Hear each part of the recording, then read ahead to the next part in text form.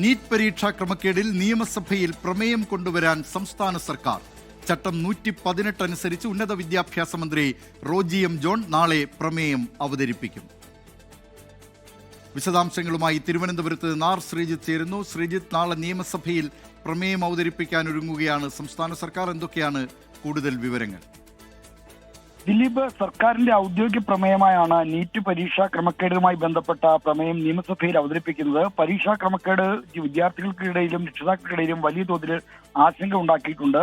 ഇതിന്റെ അടിസ്ഥാനത്തിൽ ദേശീയ പരീക്ഷാ സംവിധാനം സമഗ്രമായി പരിഷ്കരിക്കണമെന്ന് ആവശ്യപ്പെടുന്ന പ്രമേയമാണ് നാളെ സഭാതലത്തിൽ അവതരിപ്പിക്കാൻ പോകുന്നത്. ചട്ടം 118 പ്രകാരം ഉന്നത വിദ്യാഭ്യാസ മന്ത്രി റോജി എം ജോൺ ആയിരിക്കും പ്രമേയം അവതരിപ്പിക്കുക. പ്രതിപക്ഷത്ത് നിന്ന് LDF അംഗങ്ങൾ ഈ പ്രമേയത്തെ പിന്തുണയ്ക്കാൻ സാധ്യതയുണ്ട്. എങ്കിലും ഔദ്യോഗിക തീരുമാനം പുറത്തു വന്നിട്ടില്ല. സ്വാഭാവികമായും നീറ്റ് പരീക്ഷാ ക്രമക്കേടുമായി ബന്ധപ്പെട്ട് ഏറ്റവും ശക്തമായ നിലപാടെടുത്ത പാർട്ടികളിൽ ഒന്നാണ് CPIM-ഉം CPI-യും. അതുകൊണ്ട് തന്നെ സ്വാഭാവികമായി ഈ പ്രമേയത്തെ അവർ പിന്തുണച്ചേക്കാം. എന്നാൽ നിയമസഭയിൽ 3 BJP അംഗങ്ങളുണ്ട്. അവർ ഈ പ്രമേയത്തെ എതിർക്കാൻ സാധ്യതയുള്ളതിനാൽ പ്രമേയം ഏകകണ്ഠമായി പാസ്സാകാൻ സാധ്യതയില്ല.